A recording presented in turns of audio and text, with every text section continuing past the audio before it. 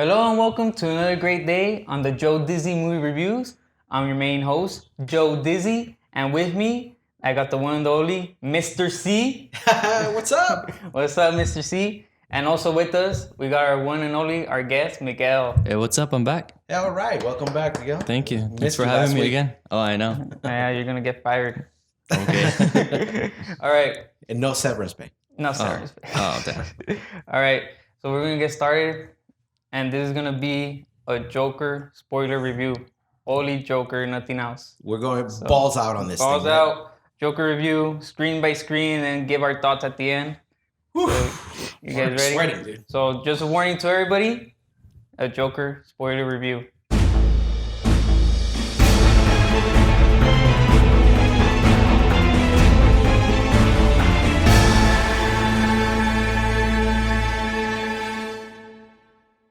So to get things started, man, when the movie begins, the first shots we see is the camera panning inwards, and we see Arthur sitting, looking at himself at a mirror, putting makeup. And as it's panning in, we see like a couple guys on the left side, far left side, away from him, like drinking or playing cards. And then it closes into him. And then we see Arthur in the mirror trying to make a smile with his two fingers in his mouth. We see this in the trailer. With his, tries to make a smile, and then he puts a frown, and then a teardrop comes out. Now, I believe that teardrop is a symbol of something. But what did you think about that? That angle they use, what did you think about? It's obviously a symbol of not happy. It's not. I feel like it was miserable, and I think we're gonna get into a couple of topics in here that related with me in my personal life. Oh, damn. No, really, yes, Okay. really, yeah. Like afterwards, I was like, we were talking about this movie. I'm like, I gotta go see it. So I ended up, I'm still without a car, so I ended up getting an Uber, and I'm like, I rushed into the movie. I'm like, I have to see it. I just couldn't wait. But this movie kind of it touched me in so many ways that like, I mean, I could understand why parents were like freaking out or what people were Yeah, saying. you're not gonna start a shooting, are you? Like the media says? No, definitely not. But it's like The good thing that I'm his friend. I'm the short guy. Okay. The thing is, like, yeah, one bad day can really fuck you up and like can throw you over the edge. Miguel, what did you think about that shot? Shot? Did you think it had a symbolism in it? The teardrop, the way No. they did the shot? I think, well, the teardrop obviously means he's sad. I think it's just setting the tone for the whole movie.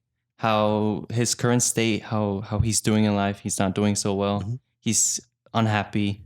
And also, like you said, the camera shot and everything is just giving a feeling of like an eerie, a dark, but basically just that. Just like a dark tone. They're setting the tone for the movie just Right. there. The feeling I got when I first saw that shot, we see him away from his coworkers, which to me is kind of like he's in Isolation. isolation. He's an outsider. They don't Loneliness. include him. That's why I got the feeling of that he's not included in whatever they do. And the teardrop, I think it is a symbolism of something which I'll get to later on while we head through all these segments. All right. So we're gonna skip over. We see him dancing like in the trailer, and then the kids come. And the reason I want to explain, we see it in the trailer, but the reason I want to explain because I want to take your insight, Chris. So he's chasing them and all that, gets mad, gets beat up on the floor, and then we see the camera panning inward, and it starts coming outward, and the whole name Joker comes out. Right. What did you think about the camera work they use? Because I know you're a photographer, you do videos, and Oh well, I think I think they did a beautiful job because it kind of took me to an era that obviously none of you guys lived. Back to the late 70s, Well, early 80s. Before you continue, so you're talking about the era where theaters used to play porn? Yeah. Exactly. They had porn out there and shit. They had it on top of them. Yeah. Actually, one of the biggest chains was called the Pussycat. That's the name. That's the theater. But I think they did a beautiful job. Like with the angles of the camera, just the photography, the cinematography, everything about it. It was just like it was just a beautiful movie. Yeah, I agree. Very beautiful. No, did you guys see the point where he gets beat up? They beat him up, and then the kids run away, and then he presses a button to squirt the water out of the flower. Mm-hmm. I think that was him trying to Keep his spirit up. keep his spirit up even in a dark moment. Right. I don't know. Yeah, Did you catch that? Yeah. Well, I saw the like the water squirting water, but I don't know if he pressed it. Did he? Yeah, he Oh, pressed yeah, it. you have to have Yeah? a button to press Oh, it. okay. Yeah. Well, you Yeah. know, let's go on to the next scene. You know, the next scene is because if I didn't know what the movie was about from the very start of the movie, I wouldn't understand it. But once you get to the next scene, we see him with this therapist. I know he's laughing and laughing, right? When he's there, when the camera comes on, he's just laughing and laughing, right? And he asked her a question, which is I think is a very badass line. I liked it. Many other lines too. And the line is it just me or is it getting crazier out there? And also we find out, you know, he was in a mental hospital at that moment because, you know, his therapist asked him, do you remember why you were locked up? And then we see like a little glimpse of him hitting his head on the windshield. Mm-hmm. And then from there, you go over where she's asking him, do you have the book that I told you, your journal, where you could write stuff that I To could bring the read? journal, yeah. Yeah. So he gives him the journal. You see like porno pictures of TV with the girls, like a girl's face with like her body is the girl, right?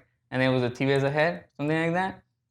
And then you see she opens up and she reads this little sentence that says, I just hope my death makes more sense than my life.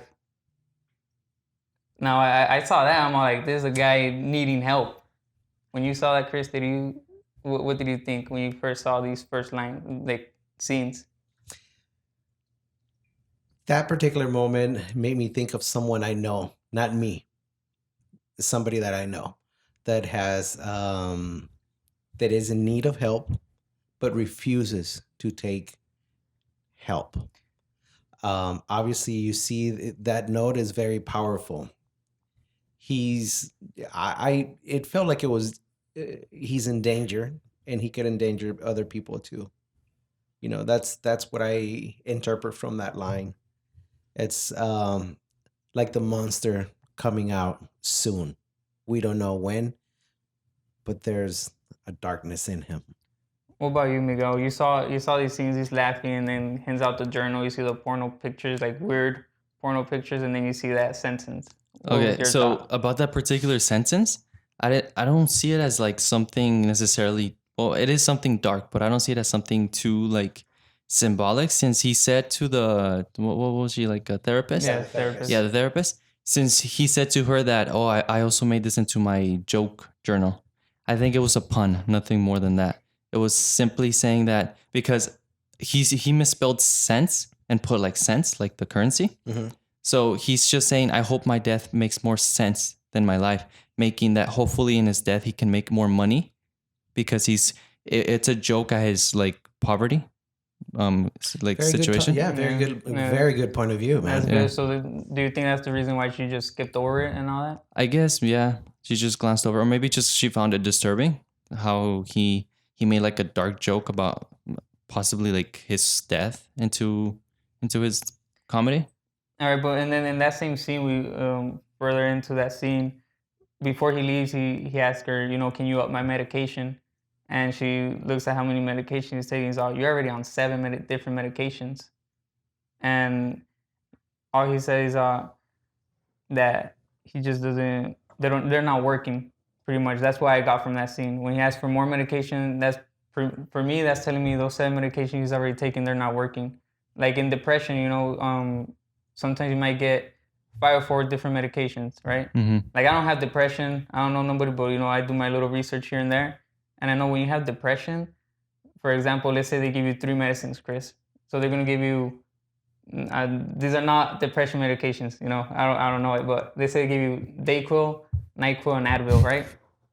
You start taking them for depression. Mhm. It's fake, Chris. No, I'm with you. We get your analogy. We yeah, get so it. you guys, you know, you start taking these. Miguel's like the doctor who prescribes. Okay, you know what? We're gonna give you these 3. So you start taking them, but you're still having like that depression thoughts, meaning like you're low in life, and and then you have to go back. Hey, you know what? This is not working.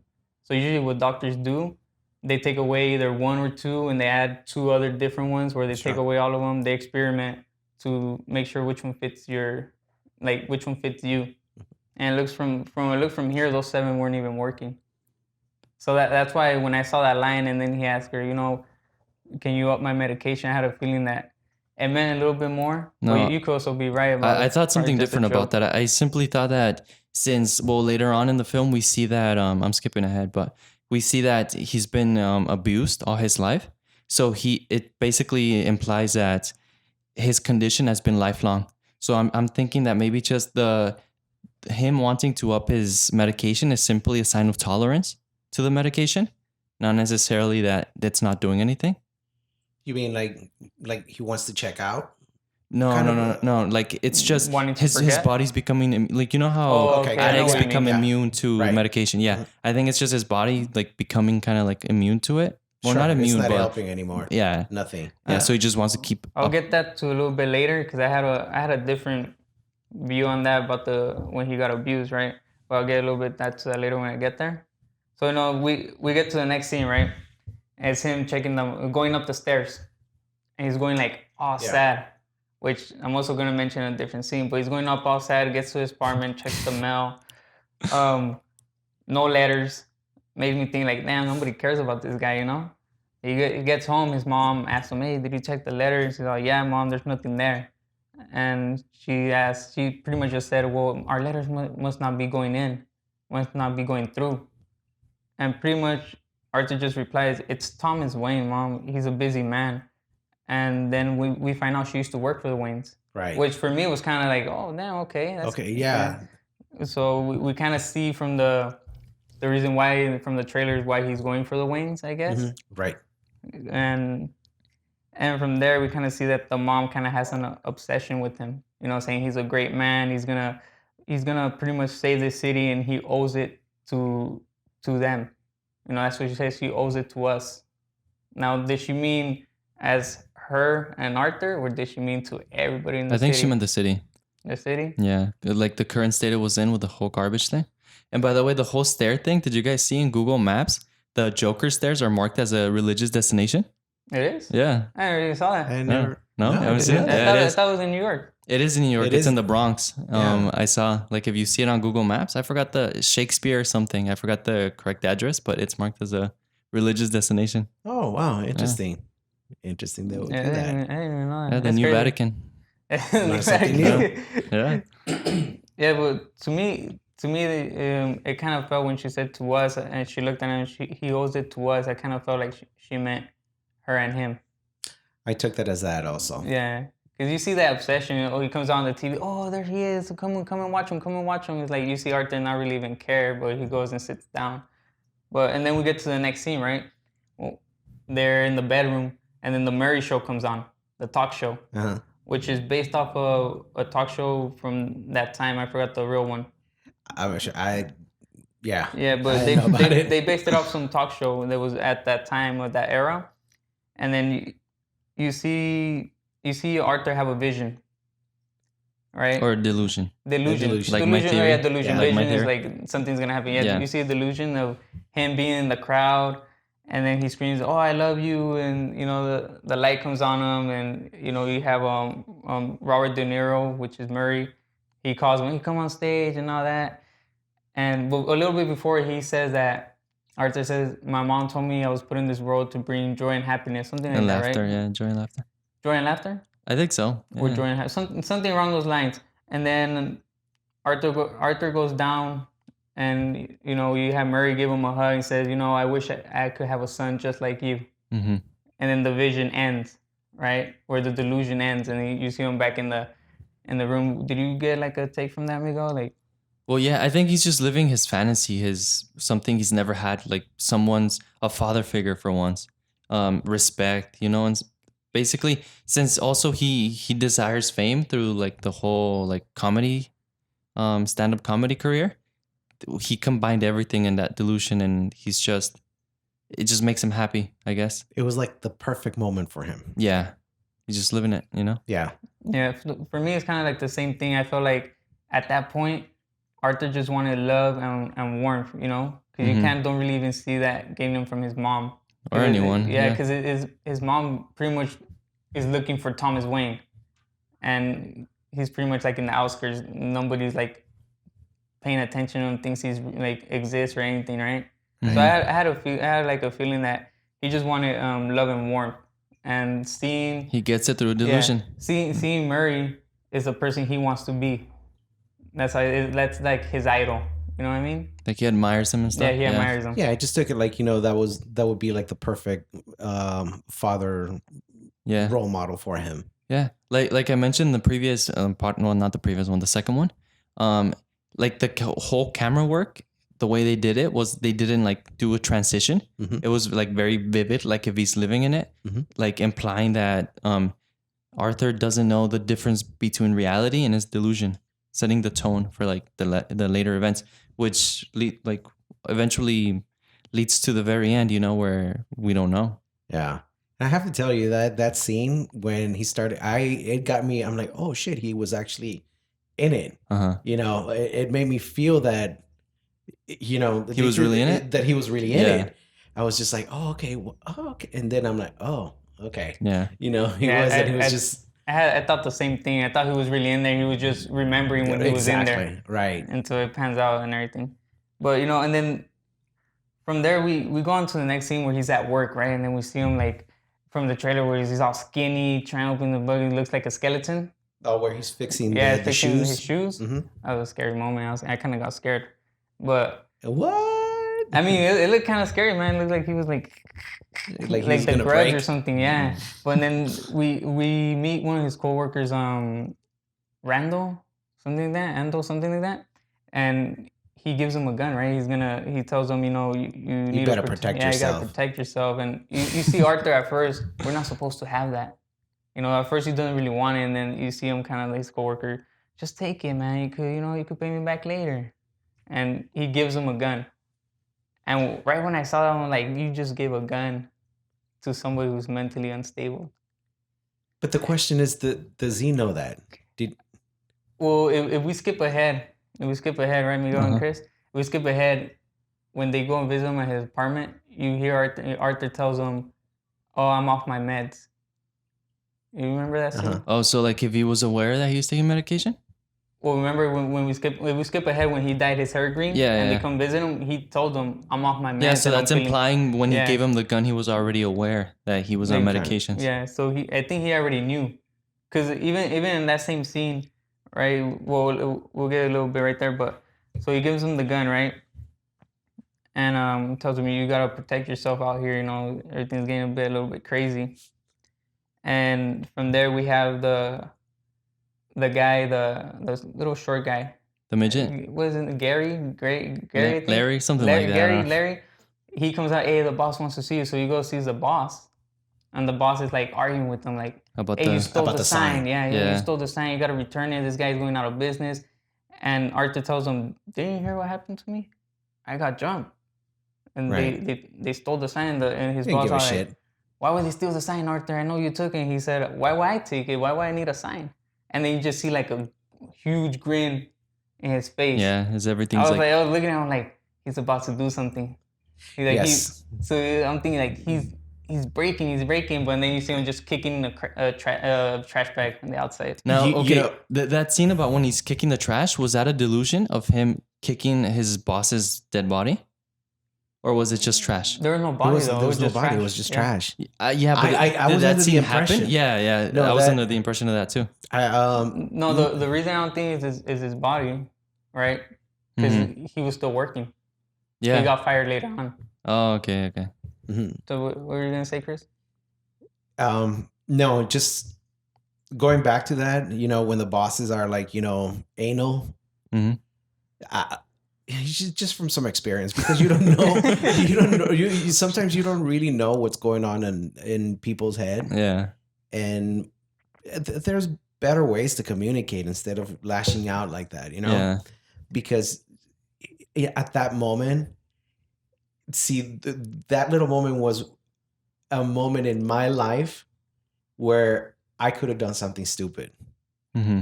you know? And so that particular scene took me back a year ago where I could have done damage to myself and maybe others because I was in a really dark place.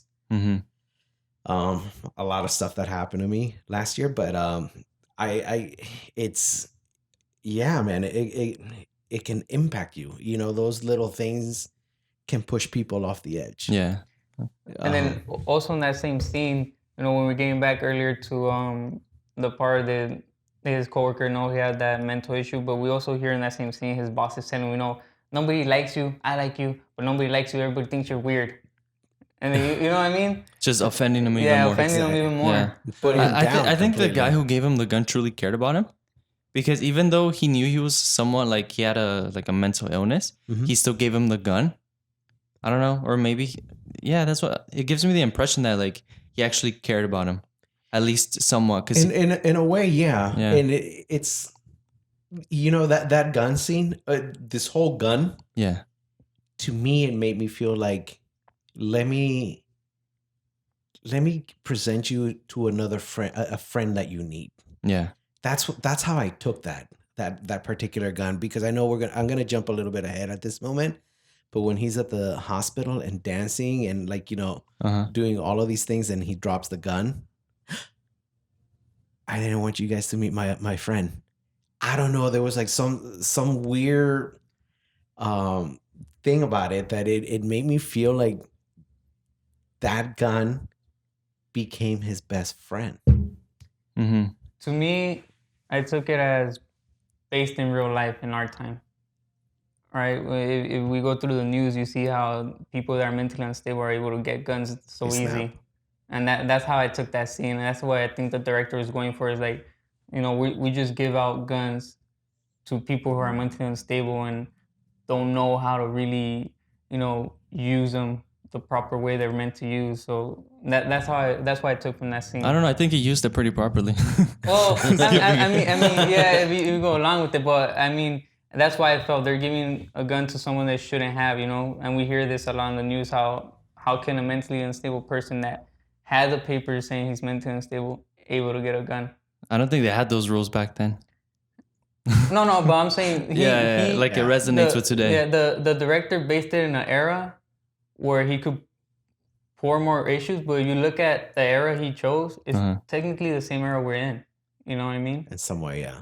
Because if we go back to the very beginning, when you're hearing the radio, you're hearing about how people are struggling. When the camera's panning into Arthur, you hear how people are struggling for work and all that, right? And then the trash thing comes later on, but the trash thing was something that really did happen in New York back in the 60s or 80s. That trash strike is something that really happened. So I think he just took stuff that really happened and mixed it all in there to make this movie, right? But then, you know, we go on to the next scene, and this is where he's in the elevator, and that's where he meets Zazie Beetz. That's not the name of the character in that scene, but that's her real name, the actor. And then they're going up the elevator, right? And she says something, this building is shit, or something like that. She makes like the gun sign, looks at Arthur, and makes it seem like she blew up her head. Right. And Arthur just looks at her and does like a little grin, and then the daughter's repeating the same thing. As they exit out the elevator, Arthur tells her, "Hey," and he does the same thing but more dramatic. I thought that was like, I was for real expecting Arthur to take out the gun at that moment. Were you really? Wow. I was thinking like he was about to do something, but you know, I think for me also that scene, to Arthur in his mind, that's the first time a woman actually noticed him. I agree. What about you, Miguel? I don't know. I just feel like it just indicates how he's really disconnected from people socially. How he like basically replied in a like totally inappropriate way, Yes. and she just shrugged it off like, okay, whatever. You know, he could have easily said something else. Like, I don't know. It was creepy and inappropriate and Very creepy. Yeah, Of course. So you guys don't think that's like the first woman that actually played it and like pretty much made it seem like he existed? It could be like that's how I seeming took on it. how he Yeah. responded to it. It could be. That's how I took it. I took it like, because you know, throughout the whole movie, he's kind of like a guy who's like nobody cares about, Yeah. doesn't think he exists, and that to me that little part was the first woman that Pay Yeah, I attention see to what pay you him. mean attention to because him. then skipping ahead again, Yeah. like the delusions he has with her and him stalking her. So yeah, perhaps yeah. So, and then we get to the scene where he's showering his mother, right? And the mother again asks, "Hey, did you check the mail?" Him replying, "Why is it so important?" Her saying, "He will help us," and Arthur replying, "You worked for him like 30 years ago." That's when we find out how long she's been away from the Waynes. And he says, "I doubt he even remembers you." And then she continues that saying, he's a good man, and Arthur then telling the mom that he's about to do stand-up comedy. And the biggest blow I saw from this when he said that was his mom saying to him, You gotta be funny. saying to him, "Arthur, but you have to be funny." You know what I mean? Yeah. That's like Yeah. Everyone in the theater was like, "Oof," you know. Exactly. but not just that, but that's like your Coming mom, from your mom, yeah. Your mom's No supposed support. to, no support. Like I see this, I'm like, that's like literally no support from no one. Then That's yeah. That was really tough because like usually everybody gets told by their mom, "Oh, you're so handsome," even though like the rest of the world may not agree. But seeing that from his mom, like, doesn't the mom tell him that though? does he? Doesn't she say something like, "Hey, you're handsome"? I know she told him you're. Yeah, she did. But Yeah. she did. Wonderful or whatever the situation is. But yeah, but that took it all away. Yeah. But and then we continue on. And then we see him start dancing and playing with the gun. Saying, "Hey, how are you?" Me? I'm a good dancer. Well, It's like, before I that, know. I want to go back though, and I have to say that scene was very disturbing Which one? when he's giving his mom a bath, like you're actually watching your mom naked. I mean, she's an elderly person. I mean, Well, I mean, she didn't seem that old, but I take it the same way that this is his mother and she needed help. I mean, I really. Oh no, we do see her walking. Yeah, I was about to say I didn't see her walking, but we do get to see her walking. no, she's Yeah. she's capable. she seems frail. Like when the only time she walked, when she got up from the couch to go to her bed, she seems very frail. Yeah. I don't know. It's like, what do you mean about like it's creepy the fact that he's showering his like elderly mother, or just the fact that how the shot was like dark? Because for me, the whole movie played out like it had a very like horror like theme to it. That particular scene kind of reminded me of Psycho, the movie Psycho. Yeah. Going back to the 50s, whatever. I'm not sure. Yeah, Something like that. Yeah, I've seen the movie. That's what it. Norman Bates and stuff. It was just. It was a little. I have to say, it was disturbing. Like, I don't think she needed help being bathed. Or for him to give her a shower, bathing her and stuff. It was just okay. This is not. No wonder this guy's so fucked up. Mhm. Because it's like the mom is so needy. Mhm. It was like, no, let him do his thing. You do your thing, I guess. I think that was like the only thing that disturbed me from the movie. Really? Yeah. Okay. It didn't really disturb me. The only reason, because when our grandpa was around, we witnessed that. We witnessed our moms, taking turns, like his dad and my mom taking turns, showering him. So but our grandpa was more frail. He couldn't. Yeah, he move. was older. So that's how I took that scene. It was just somebody new. But now that you say that, like, now that I remember, she was walking around, but yeah, maybe she was needy. There's something there, maybe. But then Well, for sure, there's something there with her. yeah, but we get later on to that. Like, I don't know. Like I guess there was something like disturbing about it. Like it wasn't really that much for me because like Joe said, like I saw it with my grandpa and with my dad taking care of him. So I'm more empathetic towards that. It was like a bit endearing in a way too.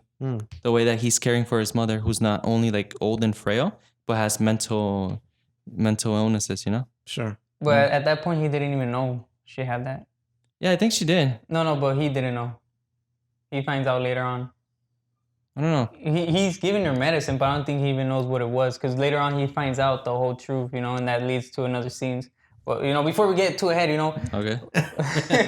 and we also get to the next scene where he makes an obsession with that as he beats, you know, the character, the girl. Uh-huh. Starts following her, like you said earlier.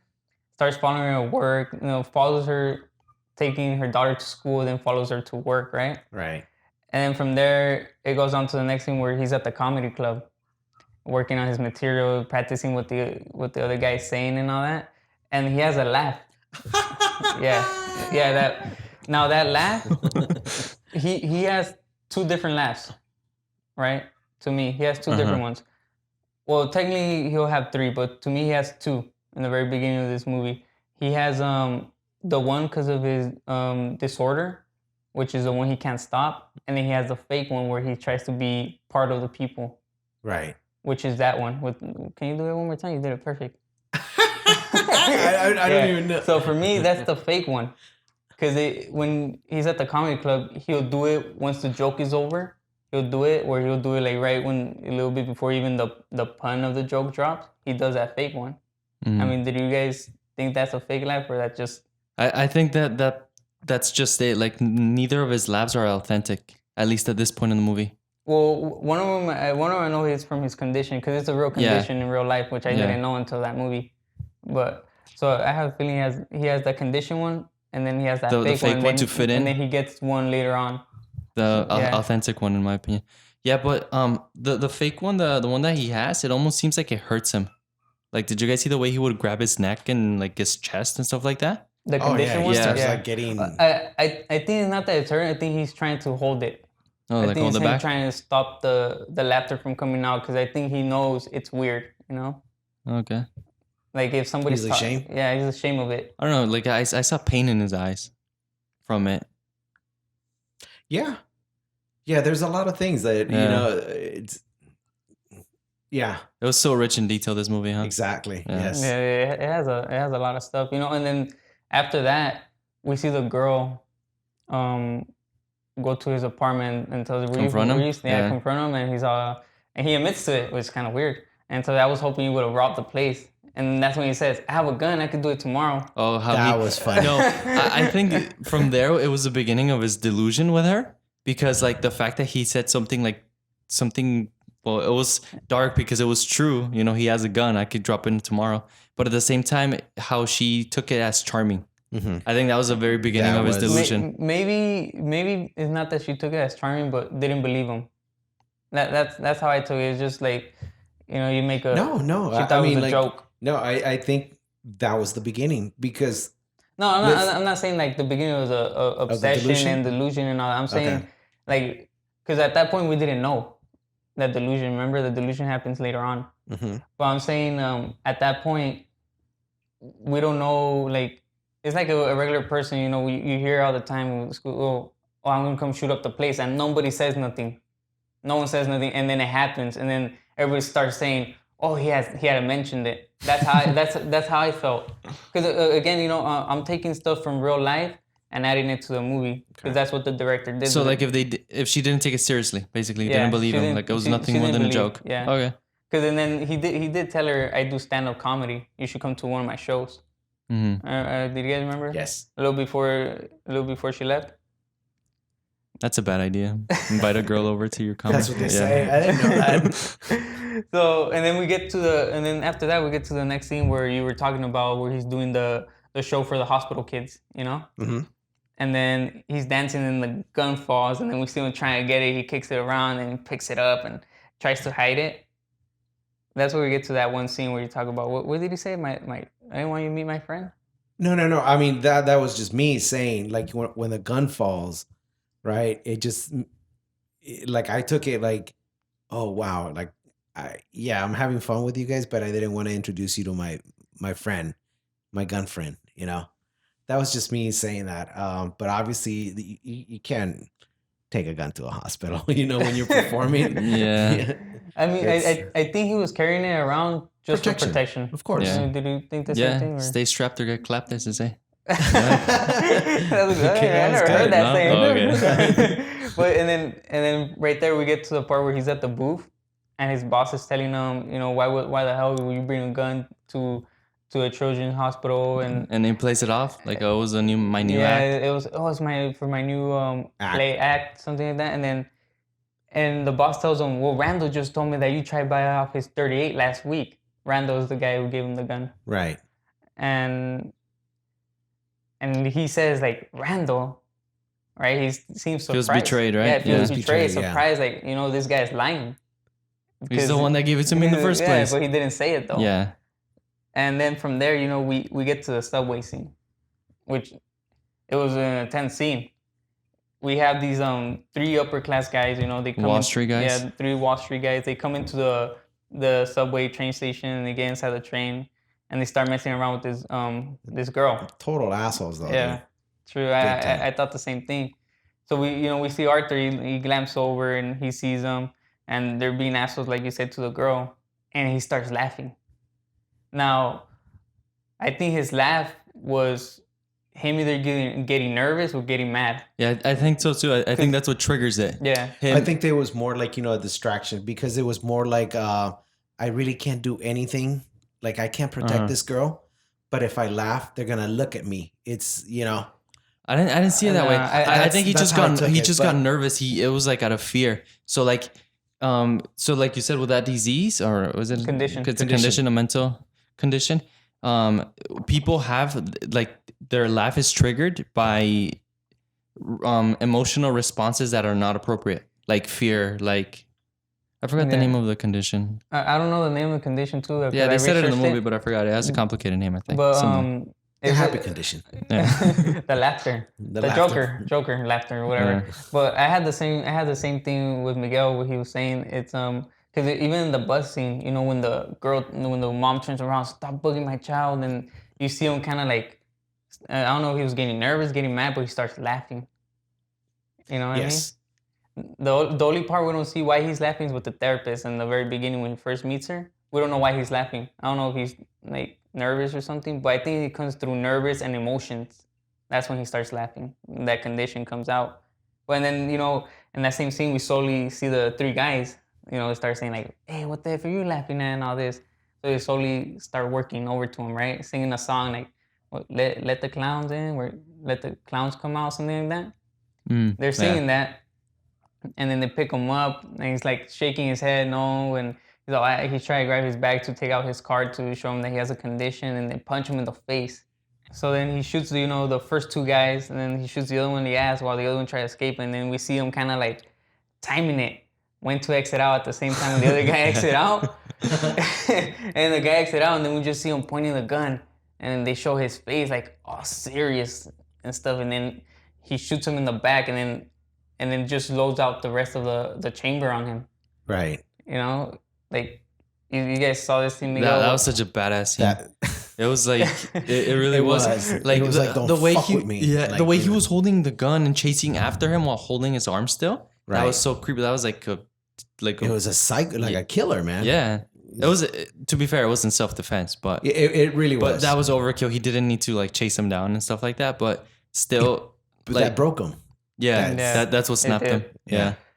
But in that scene, it's also based on a real scene that happened in real life, where it was this white male. He was at a subway station too, and he shot 4 African Americans, No way. and he unloaded the full clip on them. And because after he did those killings, right, he goes and does that dance. We'll get a little bit later into that dance, but if we skip further, you see everybody agreeing what Arthur did, right? Right. You see everybody like, yeah, he did the right thing. Those 3 deserve to die. Well, they took it as a political stance because they were the wealthy, and it's like Yeah. the current state of like Gotham with the whole poverty and like low jobs and stuff like that. Yeah, and then in real life, when that white male killed those 4 African Americans, everybody was agreeing with him for what he did, and he said the same thing with self-defense. So like they pretty much took a real scenario and they added it to this movie. Maybe do a little Wow. research on it.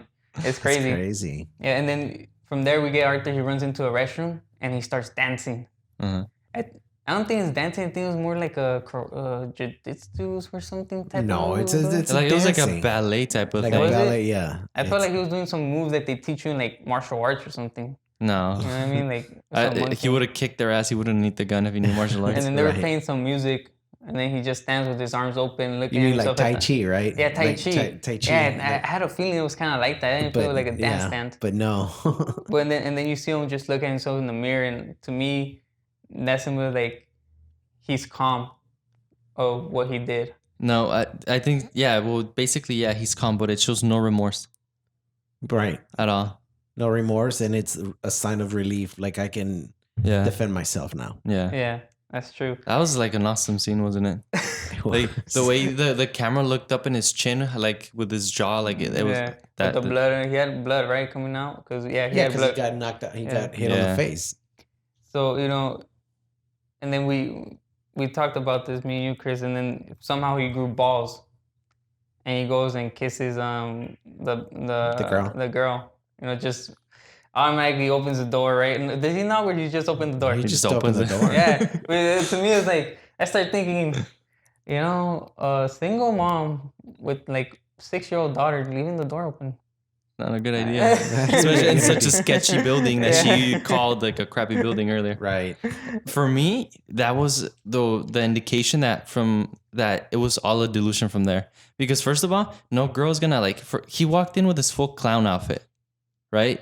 Like I thought he cleaned his face. And no, he was still as a clown. No, he still had the makeup on. Yeah, yeah. So he walks in and just kisses her like that. She's gonna be okay with it. Like that's pretty creepy. Did tell her he's a stand-up comedian.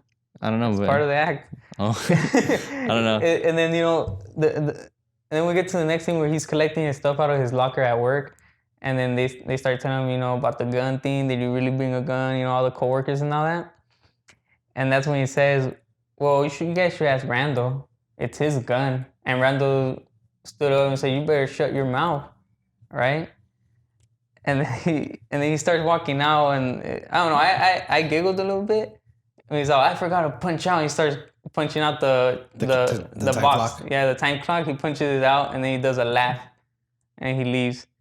And then from there you go to where, again, he's with his mom, right? He's with his mom, right? And they're watching the news, and Thomas Wayne comes out, and then the mom's like, Arthur is getting the medication for the mom. I didn't see the names of the medication, right? I didn't get to see the names. I wasn't paying attention at the names. But he's getting the medication, and then Thomas Wayne comes out talking about the 3 murders, the 3 Wall Street murders, right? And he explains, these 3 guys, I didn't know them by heart, but they worked for Wayne Investments. Enterprise. Was it Enterprise or Investment? Yeah. I think it was Investments. He said Enterprise. It's Wayne Enterprise. Oh. Yeah, but they were from Wall Street. So yeah, I think it was Investments. They were from Wall Street. Yeah, because they trade stocks and all that, I guess. And then, Arthur sits down, he's watching this, and pretty much Wayne says, all past workers and present are family. And Arthur's mom, you see Arthur, what I told you? We're all family. I like the boys. I had to do it, just said, right? And then and then from there we hear that he says that the news anchor says the less fortunate are taking the side of the killer. From what we said, they're taking the side of the killer, and Wayne responds that Gotham lost its way. And Wayne calls the clown a coward for hiding behind a mask, and says the one that have made something of their lives will always look at others like that clowns? haven't, and that they are all clowns. Yeah. Right? And Arthur does like a laugh, and his mom goes, that's not funny. That's not funny, Arthur. That's not funny, Arthur. But, what did you guys think about what Thomas Wayne said at that moment? Well, for Arthur, it was a very literal thing, which is probably why he laughed, because he's like literally a clown. But but that was a different type of laugh, though. He was like, and then, it was like a laughter of pride, I guess, or something. Was it? I think it was a laughter of anger. Yeah. Okay. Yeah, I see what you mean. Because it wasn't his condition. It wasn't the fake one. It was just like a little giggle he did. Like he's just like mad. Yeah. Of what he said, calling them everybody clowns, and I think for the fact that they're making them heroic without knowing the fact that they were like douchebags. Mm-hmm. I think that's what he's angry about. So let's go on to the next scene. So then we see him with his therapist again, right? And he says this comment which I also loved, and the comment was, "Until a little while ago, it's like nobody ever saw me. Even I didn't know I existed." And then the therapist tries to interrupt him, right? And then Arthur replies, "You don't listen, do you? I don't think you ever really listen. You ask the same questions every week. How's work? How's life? Do you have any negative thoughts?" And then he says, all I ever have, yeah, he says, all I ever have is negative thoughts, and repeats the same line again. I thought I didn't existed, but I do, and people are starting to notice.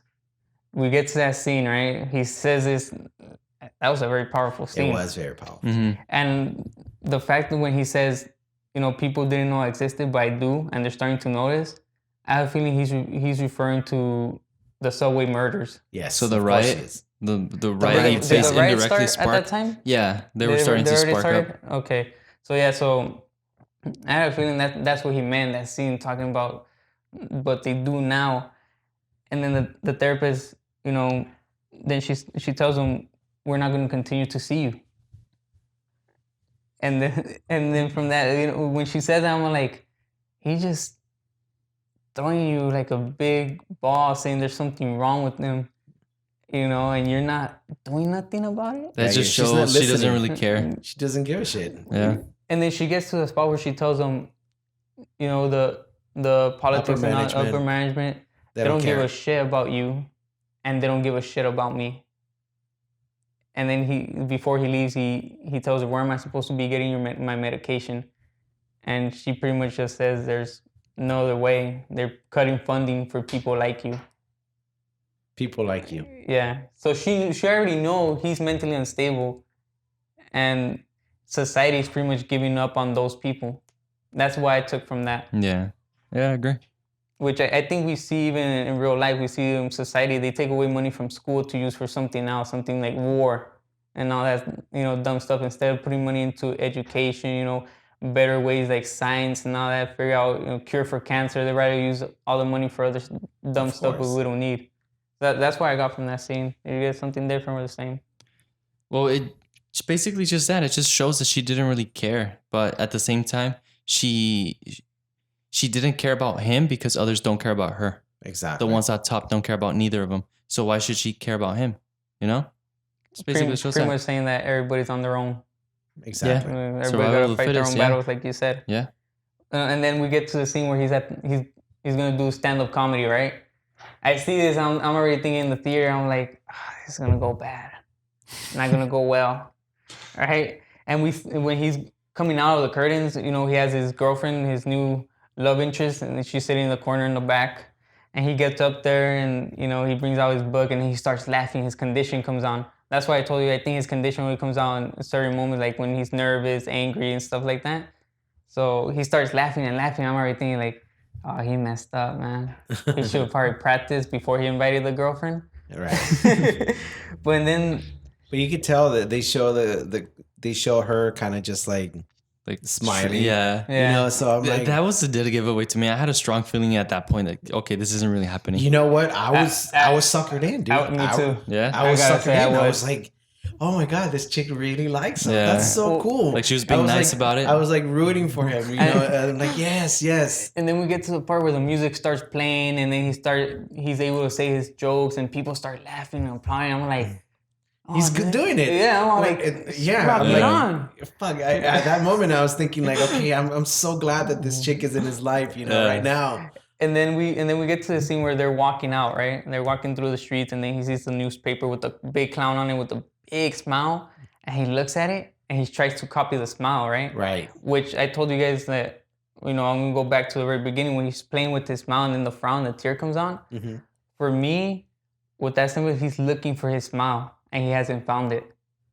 And he sees that newspaper and he wants to copy it because he wants his smile to be huge because all his mother told him, you're put on this earth to bring happiness and joy. So I had put on a happy face. Yeah, put on a happy. So I have a feeling he's looking for a smile, but he hasn't found it. Which I think he finds it, but later on. And then the girl comes by and tells him, I respect that guy who did that. He did a good job. And then she leaves, and then he turns. The taxi passes by.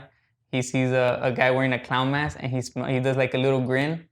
So for me, he took it as I'm being noticed. They know who I am. Right. What did you think about that scene, Miguel? Yeah, it was basically that. He's finding himself, I think, at that moment. People have discovered him Yeah. at this moment. Even though Yeah. it's not him in particular, like Right. it's the symbol he started. Yes. Yeah. And then from there we get to the next scene where he goes home. He's dancing with his mom, and oh, where were you? You have cologne? Oh, I was at a date. And the mom said, I'm tired. Can you mail this letter for me? And that's when he opens it, right? And it's for Thomas Wayne. He starts reading it. And that's when he finds out, he was adopted, and Thomas Wayne. Everything goes sour. Thomas, yeah, it's pretty much. No, I think it goes a little bit more ahead where everything goes sour. But he sees his letter, tries to confront the mom, and the mom, he's a very powerful man. And to me, I took that when she said that, I thought he's a powerful man as in he gave her money to shut up.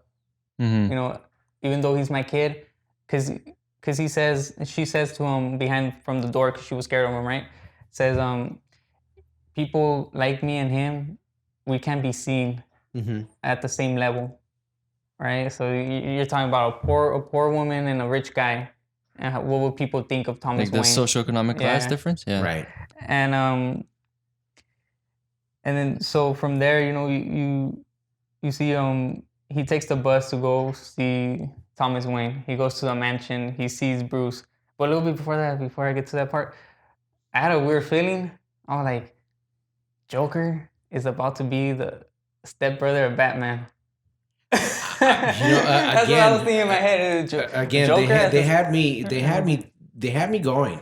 Because They had me remember going with this thing. when this movie was announced, Warner Brothers says this is an Elseworld story, a standalone film for Joker. So I believe it, right? Because Elseworld comic books, there's a bunch of Elseworld where there's a Joker with like a mohawk. There's a Joker dressed as an actual clown. There's many different comic books at Elseworld, and that's why I believe. I was like, imagine that Joker as the stepbrother of Batman. That's what I was thinking. But then we get there, he meets Bruce, right? Does a couple tricks, and then he tries to put a smile on his face too. And then a butler comes in, which I think is Alfred, but they don't say. But it has to be, right? He has the accent, so I think it is. He had an accent? Yeah. Uh-huh. I gotta rewatch it. I don't remember hearing Yeah, the it has accent. like a British accent, right? Yeah. Right, and then we see Arthur. He tells him, I know about Thomas, and he tells, oh, my mother is Penny something, and he tells him, well, your mom was sick. She's a sick woman. She's delusional. Called her crazy. Yeah, even. called her crazy, and that's when he got mad, pulls him in, and I started thinking, like, is Alfred part of the whole thing, hiding that he's the son? I mean, that's why I obviously started would thinking. have to, I mean, because he did a he's weird very face. loyal to the the Waynes, But he did like a weird face, like when he found out that was his mom, he kind of you're her son, like questioned it. He was shocked. He was completely shocked because, obviously it's been 30 years, and this guy comes out of nowhere now. Of course they're gonna be shocked, and it's like, what the hell, man? What are you doing here, right? Yeah. And then from there, we have Arthur go home, and then the paramedics are there. They're taking his mom to the hospital, right? And when he's at the hospital, the two cops that are investigating the 3 murders, they come up to him and they start interrogating him kind of a little bit, like we were talking aggressive. to your mom and all this, and he's what did you say to her? You're the reason why she was put here. And he's she had a stroke and something like that, right? I would have wished they would have showed us how the 2 cops were able to find out. I think they mentioned it. They mentioned something? Yeah, they mentioned that he got fired. You see, the only thing I wonder about the subway, how did they know Arthur was there? That's the only thing I want to know. I know there wasn't enough screen time to do all that, the investigation on it, but I just want to know who gave him the hint it was him. I mean, they did know he was a clown. He got fired, they but saw. who snitched? You know what I mean? I think it's just the fact Probably that the boss, right? they're just connecting dots. Yeah. Basically, that's why they didn't arrest him, because it wasn't for sure. They just found the link that he got fired. He took it poorly. And the funniest part, he crashed into the door, the windshield. Oh yeah, like right after. Yeah, that was funny. That was pretty funny. And then he's with his mom, his girlfriend right beside him, and then she leaves, and then the Murray Show comes on, and they show one of his clips when he was at the comedy show, and that's when we find out How it truly played out. how it truly played out. But it's just that he was playing something else in his head that he was doing well, and they're making fun of him, and he was happy at first, and then you see him get serious about it. Mm-hmm. So I was like, when he got serious, I'm all like, something else is about to happen, right? But and from there, you see Arthur sees a bunch of people on TV. You know, he's already at his house, but he sees a bunch of people on TV. He's watching it, that they're gonna go protest Thomas Wayne. Thomas Wayne's gonna be at a movie theater. So he decides to go. He sneaks in, and he's watching that movie from Charlie Chaplin, right? Is that the name? Charlie Chaplin. So he's laughing, and you know when he's doing circles on rollerblades, Right. almost falling off the edge. To me, that symbolized. It pretty much symbolized to me what Arthur is going on in Arthur. That he's on the edge. He's on the edge. He's falling on the edge and then trying to come back when his stuff keep pushing him to the edge, and he's trying to fight it. To me, that's what that symbolized. That's why they showed that scene where he's in there and he's laughing with it. You know? Yeah, that's pretty good. And then from there, he confronts Thomas Wayne in the restroom and tells him, you know, who his mom was, and you're my dad and all this. And Thomas Wayne, I'm not your dad, you're adopted. Tells him the whole truth, you're adopted. Your mom is, your mom delusional. She's a bit crazy in the head. And and Arthur said, I just want a hug and a warmth, and I say I love you. And that's when Thomas Wayne punches him in the face. Stay away from my son. Yeah, remember? stay away from my son and all that. And to me, that part is where Arthur lost the hope of having love and warmth from a father figure. He was willing to forgive him for whatever reason. Yeah. And again, they got me on that, because I fell for that. Like, I was under the impression that that was his dad, and for him to act that way, I'm like, what a dick, you know. And but we're gonna lead into what really happens. He ends up finding out she was in Arkham Hospital because Thomas told her, right? But then the next thing we see him getting in the fridge, which at first I thought, what was that about? He was just chilling. this is what I thought. When he closed the fridge, I didn't think he was trying to commit suicide. I think he was trying to close out everything. Because, the fridge, if you close it, maybe you might not be, it suffocates you. You might not hear nothing, right? Okay. I have a feeling he was trying to close out everyone from, the whole world because of how everything was turning out in his life, right? And then from there, he gets a call from the Murray Show, like, hey, we want you to come on. We got a lot of viewers and all this, and they really like you. So he agrees. He sets up a date, right? And then from there, he goes to Arkham Hospital. And he asks for the paperwork for his mother, right? And when the guy comes out with the paperwork, going through the box, Arthur starts, saying, some weird stuff to the guy, right? Saying, I've done some bad shit. Right. And the guy kind of looks at him like, man, you okay? And he mentions something in the lines of, if you need help, you should, something like, if you're in Arkham, it's because you should always stay here. You shouldn't leave Arkham Hospital, something like that. And he brings out the paperwork, and then from there he starts telling them, who his mom was and all this, and then starts saying that abused and all that, right? That was shocking to me. And then from there, Arthur just grabs it, yanks it, runs away, and then he opens it up and starts reading it, saying, he's adopted, delusional, narcissistic, and was found guilty of danger of welfare of a child, and the man didn't want to, his stepfather. Stepdad was abusing him and all this. And to me, do we find out who the stepdad is? No, it's never mentioned. Well, they show a glimpse when they're interrogating his mom when she was younger. Yes, I did see that. But to me, when we were talking about the medications, I don't think Arthur knew about all the abuse and stuff going on in his life. And the reason why I don't think it was the medicines, I think when you go through trauma in your life, your brain forgets it. Yeah, your brain does something to protect you from it, and it makes you forget. Yeah, blocks it out. And I think all that brought all the emotions back from it. Did you think the same thing, Miguel? Yeah. Well, yeah, definitely. Because when he's with the clerk, right, with the guy, he still thinks his mom is his mom. And the guy's like, oh, he's reading through it, and he's like, oh shit, this guy doesn't know the truth about his whole parentage. He's adopted and everything. I think it wasn't that. I think he was he started thinking like this guy's crazy, and then his mom is crazy. Mhm. So Well, I think because he read the paperwork, the files, how it said how he was abused. yeah, but he didn't say that. Yeah. Arthur's the one who opened it and read all that, and then he Yeah. even saw the adoption So, papers. yeah, and it's all like I that. can't give him away without a proper signature or whatever. What about you, Chris? What do you thought about that scene, man? It was painful. It makes a person feel like, why am I here? I Yeah. don't know. It was very sad. It was definitely very sad, and it was very touchy. To me, that part is that one bad day. The that final, turned the him- final. the final thing that The nail pushed in him the off of coffin? that pushed him off the edge. To me, that was a part because now he got all the memories from a childhood that was blocked because of all the abuse that happened that was blocked and thrown back at him, and then he remembered everything that happened. You know what I mean? Because then in the next scene, he returns to the apartment of his girlfriend, right? Mm-hmm. And that's when we first find out it was all fake. Like, right. because she sees him and is like, What the fuck Oh are my you? God. what are you doing here? What are Yeah. you Doesn't doing? even know his name. Huh? You're Arthur, right? Yeah, Arthur from down the door, and he looks at her and he says, "I've been having a bad day." And then the next thing he walks out, right? And me and Miguel, me and you had a discussion about this, and I told you, you kind of like were like, did he do that?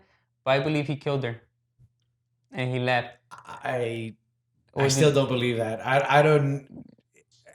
It didn't cross my mind that he would actually kill her, because that was like the only sane thing he had, I guess, or the sacred thing. Well, here's the thing. Once It wasn't true though. Once it goes in there, the movie shows us nothing was real. It shows us that everything he thought he was there was like, because when they go to the comedy, everybody's booing him. When he's looking at the poster of the clown, she's never there. So the movie does a good thing of showing us it was all delusion that he had in his head. He was just When his playing trauma it. comes back, he Yeah. sees things how the way they really are now. Right. But I don't know. Wait. I mean, that didn't cross my mind though, that he would actually kill her. What do you think, Miguel? No, I think it's not proven like by anyone or anything that he killed her or not. It's left like ambiguous, so we don't know. But I think he beat her.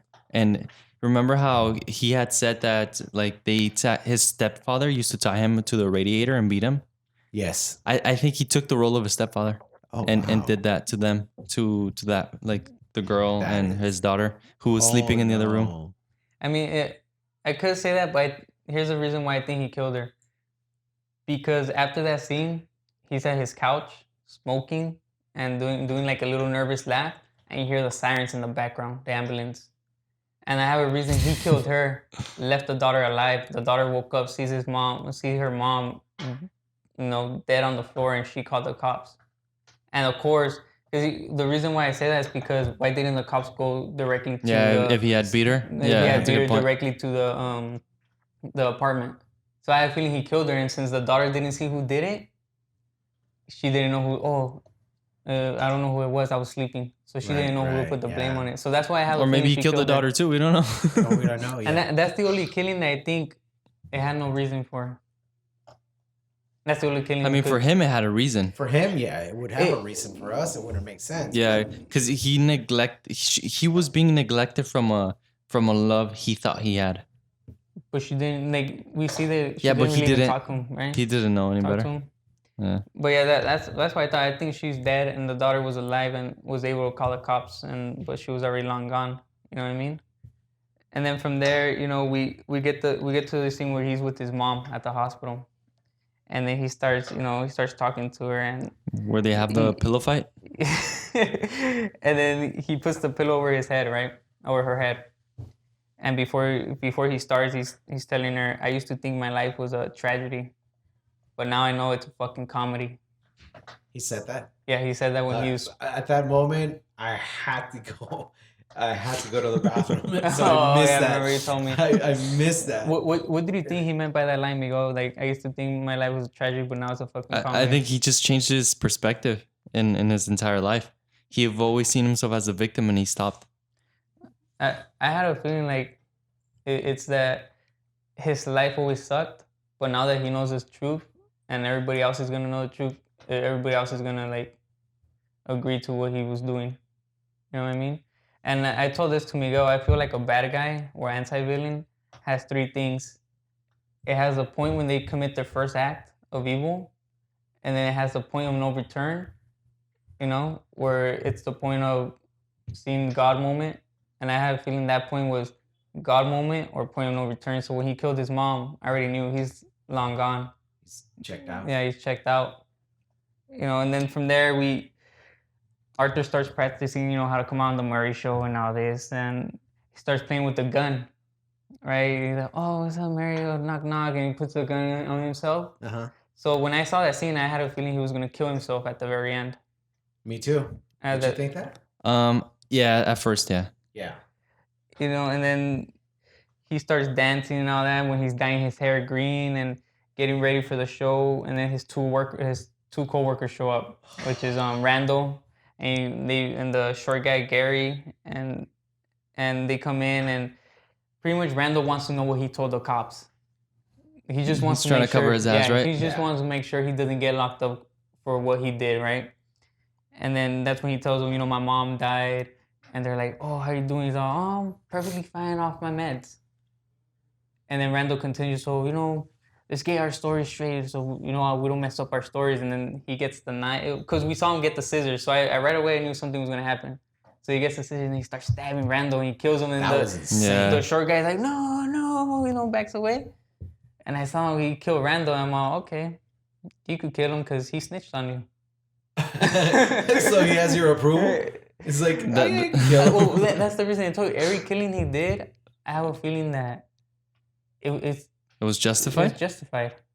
You know, if you go back to the three people. So you're sympathizing with him? Yeah, because that's what this movie made me feel. It made me feel like, you know, what everything he did, except for that girl that I think he did kill, but they don't show us. Because I have a reason why they don't show us, because she didn't really have involvement in what he did, right? What she did to him. But every other one, it's justified. With, you know, the three guys beating him up. You know, and then you have this guy who snitched on him, made him lose the job. What about his mom? His mom, I guess, for lying to him. Well, not just for lying to her, for letting the stepdad abuse him, and I think they said that she abused him as well, right? And then the other funny part is Gary trying to so you could leave. You could leave, and he's walking by, and he scares him. And he gets all scared, and then trying to reach the lock. Hey, can you open the lock? For me, that's something Joker would do, like the actual Joker. He does something crazy, and then he does something like sweet. You could go. You were the only one that was nice to me? Yeah, that was the only reason he let him live. Give him a kiss on the forehead and everything. There you go, on your way. That was perfect, dude. That was actually... Yeah, that was really... I love that part. Yeah. It was so funny, the way he just... You can walk away and he just looks up at the lock. He's like, well, fuck, you know? You know, and then we get him when he's full Joker outfit, which I like the way he was dressed. Fucking awesome. It's not the purple as usual, but I like the colors they use. And then he's dancing down the big stairways. You know what I mean? The religious site? Yeah, the religious stairways that you said. He's dancing down. Stairway to heaven. And for me, you know, throughout the movie, I think we see him twice walking up the stairs like in a slum.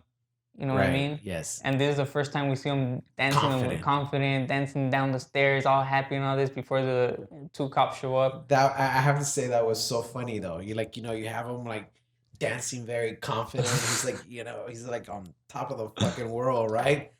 And then Arthur, oh shit, I'm in trouble. I gotta go. Yeah. You know, it was pretty funny, but I didn't get that song though.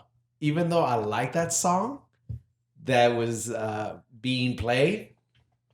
The song you listen to it, I listened to it fully. It goes something like down in April, up in June.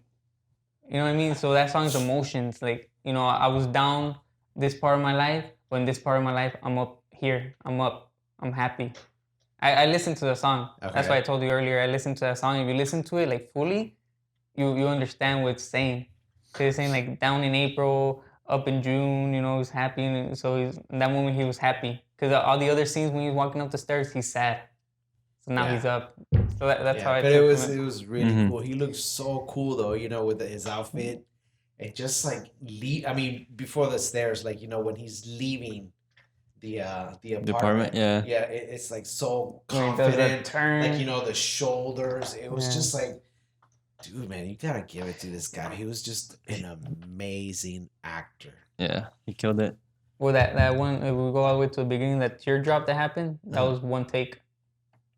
Yeah, that's what I heard. Yeah, one take. that's crazy. And then when he's running, chasing after the kids, and he slips, that was him doing it. And then the way he runs, that's the way Joaquin wanted to run. He wanted to do it kind of weird, a weird run, which I thought was really good, the way he's doing all that. Yeah. You know, okay, I want to ask you guys a question. Do you guys believe at that moment, Chris, he became Joker? No, he became Joker before that. So you say before. Yeah. What about you, Miguel? Well, my ultimate theory, I don't think he's the Joker at all. Oh yeah. But the point where he adopts being the Joker, I think it's towards the very end, when he first has his first authentic laugh. Yeah. You're So right. that's towards the end. But yeah, For me, it's also towards the end where he becomes the true Joker. From here, for me, he's just in. He's in transition. Yeah, he's on the rise. On the rise, and it's the first time we see kind of something really smart thing he does. He escapes, goes into the bus, steals a mask, puts it on, and all the other people dressed as clowns start beating up the cops while he escapes and all that. Insane. That was. And then from there, we get to the dresser room where he's waiting for Murray, right? Murray walks in and, greets him, hey, how you doing, all this? And, Murray's producer sees him dressed as a clown. He's like, we can't have this guy. It's going to cause big issues because of the whole riots and protesting is going on. And Murray asks him, are you part of that? He's like, no, this is just something, this is my persona. This is who I am. Right. You know what I mean? And then Murray's like, okay, we could still have him on the show. As he's walking away, he's like, you know what? When you call me out, can you call me the Joker? And Murray Just call me Joker. Oh, yeah, call me Joker. And then Murray looks at him and was like, why? Because that's what you called me on the show. You called me a Joker. And to me, I was like, something's about to go down. You know what I mean? Yeah. What did you think about that, Chris? Again, I was just like, he blessed him with the name Joker.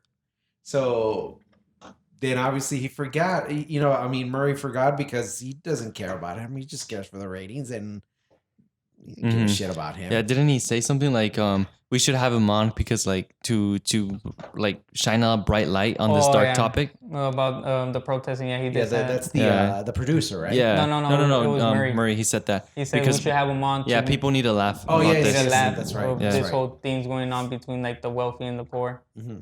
And then from there we get to the scene where they call him out, right? He comes out, he kisses that one old lady, which is something that happened in real life in a true Tonight Show too, which I didn't know until I started doing research. That was also based in a comic, right? In a comic where the Joker actually like did that when he was in a. Oh yeah, I think too, but it also happened in real life in a real Tonight Show. Also. Oh, okay. With Johnny Carson? Was it? I'm pretty sure I think must have happened. Because Johnny Carson, I think, is based off Murray, isn't it? I think it was. So he sits down and then they tell him, tell us a joke, and he busts out his book. He opens it, and he reads the the knock joke. No. He reads the sentence first before it. Oh, I only hope my life makes more sense than my I hope my death makes more sense than my life. Inclining that he's gonna just stand there. I was like, that's what I was thinking. I was thinking he was gonna shoot himself right there. I was thinking he was gonna do something and then kill himself. So from there he does a knock joke, right? About knock, who's there? Oh, it's the police. Your son died. Drunk driver killed him, and everybody's like, what the hell? And Murray's all like, dude, that's not funny. Yeah, it's not funny. And then from there, Joker admits to the 3 murders, the 3 killings of the Wall Street guys. And Murray then asks him, why should I believe you? First he thought it was a joke, right? Yeah, first he thought it was a joke. He's like, okay, where's the pun? And he says, there's no pun. Why should I believe you? Right? And then from there, Joker replies, I got nothing else to lose. What do you think he meant by that, amigo, when he said, I got nothing else to lose? Well, it's just... Well, basically just that. Like, he's at a point of, like you said, of no return. Yeah, he's at a point. Doesn't care. He goes complete nihilist at that point. He cares about nothing. No one. Well, he did say, and after that little line, he says, nothing can hurt me. My life is nothing but a comedy. And Murray asks, if killing those 3 guys is a funny joke, And then and then his answer, I do think it's a funny joke. Mm-hmm. And then he tried pretending like if like if it's not right, Murray, like that's not funny. Right? Like you feel I think that you, was like a really powerful thing when he Oh, said for that. sure. When he said like comedy's subjective like everything else. yeah. Oh, that's when he said that's like when he called him a comedy is hip- subjective. And then from there I start calling him Joker, you know, because no, he's not the real Joker here, but he's already playing the part of Joker, and he's all, I killed them because they were awful, and everybody is nowadays. Everybody's awful. including you, Murray. You're Yeah. a hypocrite. And then he goes on like, and then he says like, if it was me, that was his, what I thought was powerful. If it was me dying the sidewalk, all you will walk right over me. I pass you every day and you don't notice me. That line took me back to Heath Ledger when he said, like, when he's at the hospital with Two-Face and tells him, I don't plan things, I just do things. Like, if a gangster Oh. gets caught, die or whatever, Mm-hmm. nobody gives a shit. But if I tell him, like, I'm going to blow up a hospital, then everybody starts freaking out. Mhm. I don't know, but it just took me back to that moment. Yeah. When he said that line. Mm, There were some, I guess I was comparing something. It wasn't, I wasn't trying to. So like the ideology behind them, I guess. Yes. Yeah. Okay. I see what you mean. how did you take that? Well, yeah, like I said, it was like a very powerful thing what he said. How comedy's subjective and all that. How there's definitely the society prioritizes like certain people over like others. Yeah, that's true. Yeah. Yeah, like Heath Ledger, like a mayor's gonna die, everybody freaks out, but him, nobody cares about him. So I guess at that point he got it, what everybody else had treated him before, how no one cares about him. Why should he care about anybody else? Well, even in our real life, man, you see an actor dies, he's on the news for weeks. You know what I mean? Yeah, But some regular person dies, it's like, okay, whatever. yeah, it's true. He was no one. He was a nobody. And Exactly. that's how I felt with Joker. Yeah, felt. it's Joker true. felt he was a nobody at that It's like point. a resentment. Like a politician dies, right? They do ceremonies. He was a hero. Soldiers actually die, or they get blown up and they get given the medals and they just kind of forget And sent about him. home. They just Yeah, say no. just get sent home. Yeah, it's like, yeah, you're a hero, and then they just move on. I mean, they give him 1 day out of the year or 2 days out of the year. You know what I mean? Like, oh, honor our heroes and all that, right? But that's not enough, right? But then we go on to where he tells them he tells Murray that he's awful because he just brought him on the show to make fun of him, and he's just like the rest of them, like the rest of the high people and the high end that think nothing else of him, right? And then Joker, what do you get? There's another powerful sign and thing I got from it. What do you get when you cross a mentally ill loner with society who treat him like trash? I'll tell you what you get. You get what you fucking deserve. And then that's when he shoots Mary in the head. Like everybody in my movies, they were like, oh damn. Well, but that thing when he says, what do you get when you cross a mentally ill loner with society? That was strong. That was a strong point because even today, that's true. You get mentally ill loners, and society is just walks over them. Yeah, walks over them, pushing them down, and they don't know how to get back up, and then they just retaliate. You know what I mean? What did you see from that, Miguel? Like other than killing Murray, because that was strong. Well, there was like for sure like a sense of entitlement, like if people who that should take care of him, but he's got a point since like he's the poor people, like they work, they're the working class, they support everyone else. So in turn, since he's contributing to society, people should help them, especially him, because he has a condition, he's in a delicate spot. Yeah, so like it, like I don't know how to say this, but it was kind of justified. But I mean, the bullet straight to the head. I agree. I totally agree. It was like, I obviously I always loved Robert De Niro in all of the movies he's done, and on this one, he's just a fucking dick, dude. For making fun of him, and I have to say that, like, when he did put a bullet in him, I was just like, good.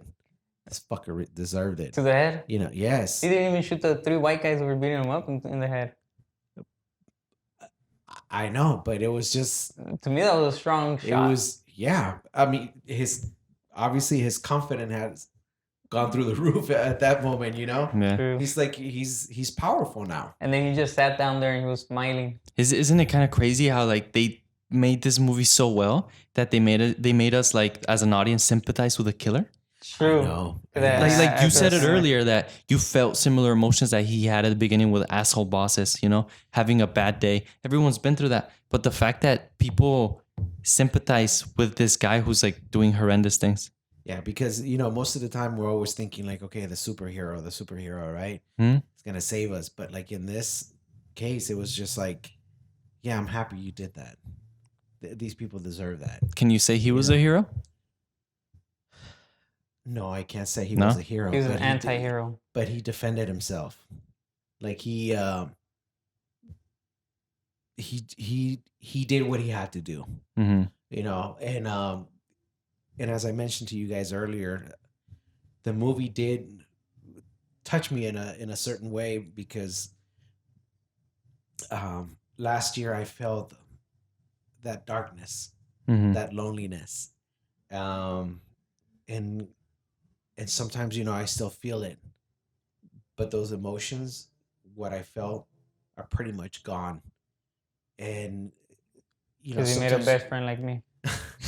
and you do sometimes you want to have like when people say it's like, if you're feeling like this, call somebody or this and The that 1-800 It's line. just- or Suicide. whatever, or not even like the suicide, but or whatever, but sometimes people everybody's too tied up with the shit that's going on in the world. Either Mhm. title You with know, the shit going on in the nobody- world with their lives. Yeah, That you can't talk to everybody them. has problems. Mm-hmm. And it's like, why should they stop and like, to fucking think and try to help you out for, your problem when they're going through so many other problems. Yeah.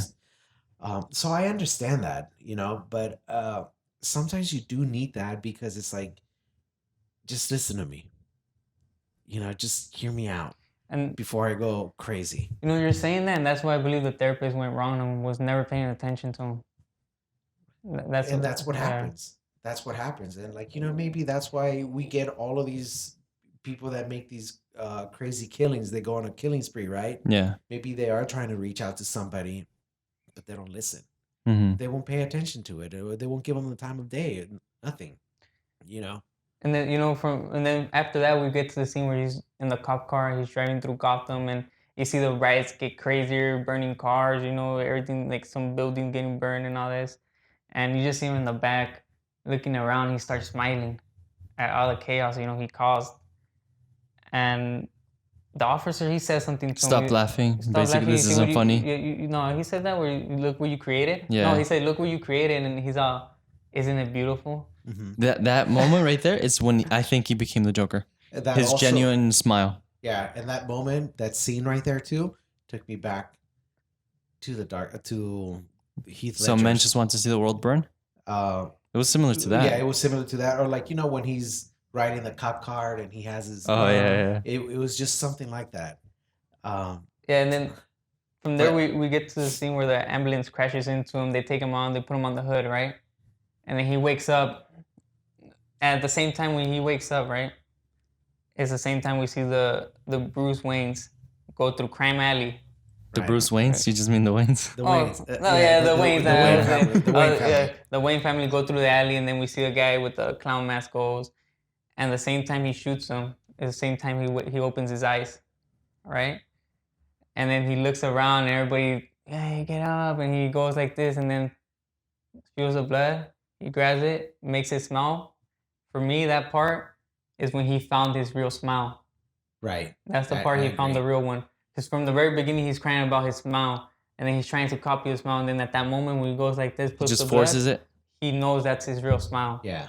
Yeah. Yeah, absolutely. And also to me, this movie was one of the best ways they showed why the Waynes walked down crime alley. I agree. Me too. It Yeah. was just like I wasn't expecting that. Well, I was thinking like maybe the Joker was gonna do it. I had the Uh-huh. same You know, feeling. No. I had that feeling. Kind of going back to the Batman from with the pin. You know the one from the late '80s, The one with Penguin and right? With The one with the Mr. Joker Freeze. killed him, like directly killed right, him right, with the Jack Nicholson. yeah, with Jack Nicholson. Yeah. Yeah, that one. I thought it was gonna go into that, but Uh-huh. when I saw somebody else doing it, I was like, oh, okay, But this to- makes a lot of sense. Yeah. the reason why I think this was the best way they showed ever on a movie and a comic book, because you always see on all the other ones that Bruce and They one of just them I think randomly walk in the alley. they randomly walk in there. Oh, this way is faster. Yeah, we're billionaires. Alfred's gonna This will pick be us up. safe. And then the other movie they did, it was like because Bruce Wayne was scared about the opera that was going on, so they walk out the side door instead of walking out the front door. But this one actually shows, and everything's getting too crazy. Let's go this way. Try to, Why would they go to a theater where there's a riot to begin with? I think the riot No, had no, just started. Oh, It had it just- happened it after they happened knew they were there. after, yeah. Okay. And I think the reason why this is the best way for the Bruce Wayne to die, because it's them like Thomas Wayne trying to take his family the safe way so nothing happens to them, and that's when everything went wrong. But also that's why I thought he found his smile. Why do you think he became the Joker at that moment? Because I Because- still don't think that's the part. That's the part. I think that's the part because that's where he gets his genuine smile. He mentioned before he killed his mother, he said that I've never been happy in my life, and I think that gave him like actual dopamine. He actually became happy at that moment. I just think that he became the Joker way before that. Yeah. In the previous scenes, but I do think that at the end, that's when he got his smile. That smile that he was Yeah. always looking for. That's why I believe at that ending part, that's where he found his smile. But I don't think that's where he became Joker. Well, the Joker without a smile is not a Joker. He's just a killer. No, I think he was looking for it. Because his mom always told him, "Oh, you're putting this bring joy and wonder." And I think at that moment when he sees everybody like get up and everybody applauding him, I think that's the moment where he's all In his sense, he did bring joy and laughter that's to why, everyone. That's why I think he Yeah. found Because, his like smile. he said, comedy's subjective. For him, tragic things are funny. And then from there we get, this is a part. This is a part, the very end, This is a part where I believe he became Joker. Right at the end, you see him laughing with another therapist across from him, right? I Oh. believe that laugh was his real laugh. I don't believe it was his condition. And the reason why, because the therapist looks at him, asks him, "What's funny?" And he says, "I was thinking of a joke." You wouldn't understand. Yeah, no, he said, no, he said, "I was thinking of a joke first." Oh, okay. And then from there, she asked him like, "Can you tell it to me?" And he looks at her, You want to get it? You wouldn't get it, wouldn't that's get it. I believe that moment is when he became Joker. Oh, okay. That's the moment I believe that he became Joker, and then from there he starts singing the song, and then right there he starts walking out of the therapist's office with leaving bloody footprints, And Could have been red paint. We don't know. and then it ends, right? And It ends by being chased around Like by Looney Tunes. Looney type of Tunes, thing. yeah. it ends, and then from there, that's where people start questioning this movie. Was it all real, or was everything in his head? That's a good question. What do you think? What do you think? Because they don't show us how they caught him. They showed us they escaped him from the cop car. They put him on top, but they don't show us that they were able to get him again. You know what I mean? But then from there, it's like I was thinking of a joke, and then he didn't say the joke. So was everything he was thinking? Because like Miguel said, for him, what did he say? Tragedy Comedy still. subjective. Yeah, No, tragedy still. We're killing something. What like was it? comedy subjective. We say Where? like killings, murders to him. That's funny, right? That's Yeah, funny, like right. that's So- what she said. That's what he said to her. You wouldn't get it. Yeah. So is it everything that happened in his head, and he just said, and he's thinking it's all a joke? What do you thought? Because did everything happen, and they caught him at the end, and he was just actually thinking of something else? What I really think about this at that moment, that it was just inside of his head. Because Everything. everything. Because we're never, ever going to get a second Joker movie. And that's the final end. I mean, the director has made talks, but the thing is, Joaquin Phoenix is the But guy who doesn't like doing sequels. but it has like the perfect ending. He does. Where it just it put a lot of thoughts into you how he became the Joker, how the Waynes got murdered. Um, Basically, it led you to believe how this character became the Joker and everything that happened in Gotham. So I think it was just, it, we went inside this guy's mind, And he and took us for a ride. he took us for the ride. That's how I see it, because after that I was like, oh man, I wish there was a second. I can't wait for it, and even some people posted, I can't wait for this Joker to fight Batman. You can't, because this Joker is already too old, and like you have little baby Batman. It's like it's a little You little put him in Bruce. ice and Yeah. then you wait for him to grow up. Yeah. No, but I think it's just, that's why it's just the perfect ending, because I'm sure we're not gonna see another. So, but the question, so you think everything was fake? Everything that happened?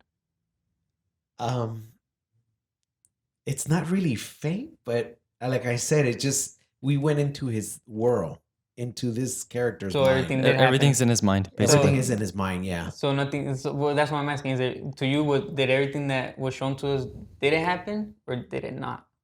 Because you keep saying we went into his mind, but I'm trying to figure out what you're trying to say. Like, I guess real what. or I fake? guess Was it a memory? Was it just a reality? delusion? Yeah. It was, yeah. You know what? That's good. It's kind of like, I would say a memory, because we know for a fact that the Joker does exist, hmm and we know for a fact that the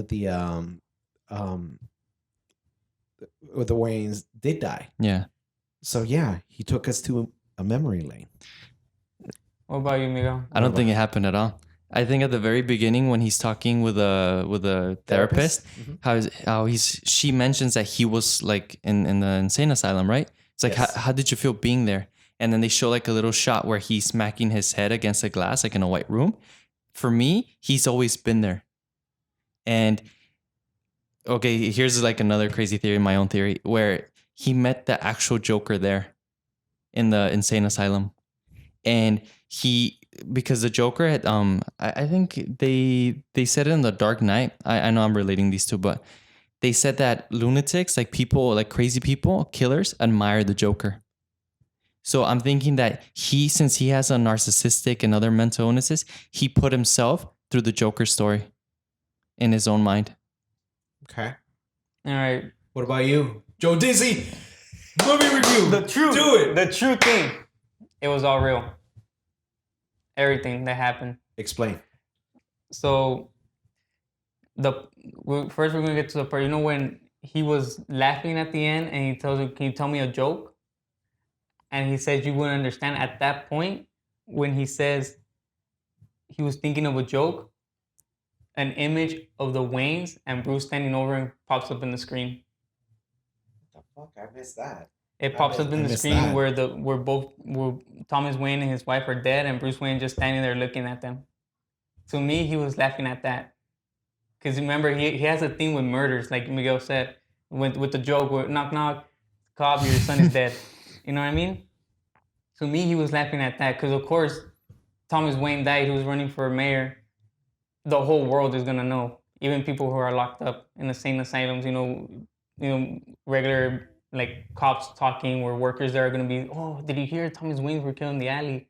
So he's imagining, because remember that's the only person he didn't get to kill, and that person did something to him, right? He punched him in the face, called his mom, "Hey, your mom's a liar," and all this. So to me, he was laughing at that. That was a joke, and that's why he didn't want to say it, because she wouldn't have laughed at it. Because she's talking about basically murder. the Joker got the last laugh. Yeah. And that's why I say I think that was his real laugh at that moment. And then from there, like Miguel said, I don't believe this is the real Joker, but the one who inspires the real one later on. Because I hate to say this, but the Columbine shooting, we're going to mix a little reality in here, right? The Columbine shooting, when that happened, a bunch of shootings we see now, when FBI goes to their houses and try to find out why these kids went to do these like mass shootings, a lot of these kids were, how you say, copycats. They followed what the Columbine shooters did. They researched them. They saw videos of them. So you're saying they admire admired him. Yeah. That's the word I was looking for. They admired the Columbine shooters, right? And you could research this with the like FBI's and all this.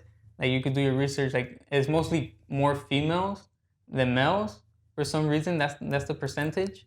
I don't know the true That number, admire but them? they admire them. There's more females than males. Yeah, I do believe in that because I did go to the Death Museum in Hollywood a couple years ago, Uh-huh.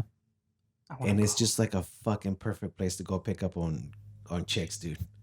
I don't know. I don't know why. I don't know about that. I don't know why women are so into death, dude. Hey, Into all that of brings this up the shit. Harley Quinn, the Yeah. whole love story. So to me, this is a guy that was seen on the news and saw what happened, and another kid, right? Because you can't have this guy be the Joker where another, like Miguel said, it probably was another guy locked up. I don't think it was another guy locked up because he'll still be too old to fight Batman. Yeah, okay, see your Right? point. So it had to be a kid that probably has the same mental thing going on in his head, and he sees this, and he sees a guy rise up, and people love him. You know, you have these like lower class people that love him. So he sees that and he's I'm gonna be like him. That's what I'm gonna be. And he has the same mental thing, So right? you're 'Cause- basically saying my theory from the second podcast where I said that he inspires the actual Joker Yeah. fights of Batman, Well- but not just that, he takes the Joker persona to further like antagonize Batman. Yeah, and the reason why he took the name the Joker, they say he inspired because for a fact I know there's an Elseworld story. So for me, like if I want to go Elseworld, it means this is the Joker, and that's how the movie ends because it's Elseworld. It means it's not combined to anything, but we want to combine it. If there's this other kid looking up to this guy, and he takes on the persona of the Joker. That's why this guy is only called Joker. That's Right? what I said. He came on the Murray show, started saying all this stuff, and the same thing this kid is feeling. He understands what this guy's saying. So now this kid is I'm gonna be the Joker. You know what I mean? Very good, man. And the reason why I think when you went to the part where he's smashing his head into the window, right? The windshield. And I did question, okay, why would they let him out? When you gotta remember he was on 7 different medications. So at one point, like you said, he built a tolerance, but at one point they were working for him. So at that point they were working for him, they probably let him out because they needed more room to bring in new ones. Because of the lack of funding. Yeah, the lack I of guess, funding. yeah. So they let him out to bring new ones because his medication was working until they stopped working. Interesting. So that was my take. Now the director hasn't said, you know, what's the real ending, but that's how I took it. And then the director did say he got inspiration. Of course, the movie is inspired by Taxi Driver and what's the other movie? Wrecking Ball. No, King Comedy. King of Comedy, King because Comedy. you could see the resemblance. And then he also got inspiration from The Killing Joke, which I have the comic and the movie. And The Killing Joke, Batman like tries to figure out where Joker came from, and Joker said, you know, my past is very weird. Sometimes up, sometimes upside down. But if I was to have a past, I want it to be multiple choice. So it could be that he just faked everything and he did just a multiple choice of his that he decided to choose. Mm-hmm. You know what I mean? So it could be either way, but I think it all really happened. Because the movie did a good job of telling us what was real and what was fake. Because it revealed to us the girl was never there, right? So yeah, that's what I thought too. And How then do we know he wasn't inside a delusion, inside another delusion? He's an unreliable like narrator from the whole movie. So we don't know what's real like at all. Like Well, for me, the movie did reveal everything. Like once he had that bad day, he goes to the girl's apartment, and that's when you see the flashback. She wasn't at that clown picture when he was looking at. She wasn't at the comedy show. They never kissed, and then from there you find out okay she wasn't there, and then you find out the comedy stand up that he did when everybody was applauding. You find out it was fake because of the Bill Murray show. So to me, the movie showed us what was real and what was fake. You know, that's how I took that movie. mm-hmm.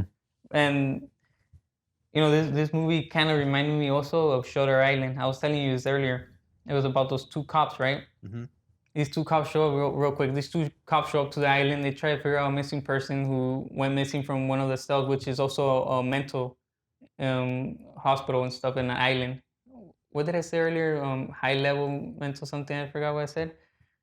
And they start investigating, right? When they get to the island, they ask them, "Oh, give us your guns." Leonardo DiCaprio's character, he would take out the gun as fast. His partner, struggling with the belt, right? But he takes it off. And then you go through the scenes. Leonardo character is afraid of water and fire. So he's having flashbacks of his wife in a burning house. He's having flashbacks of his kids dying in the water, drowning in the pond.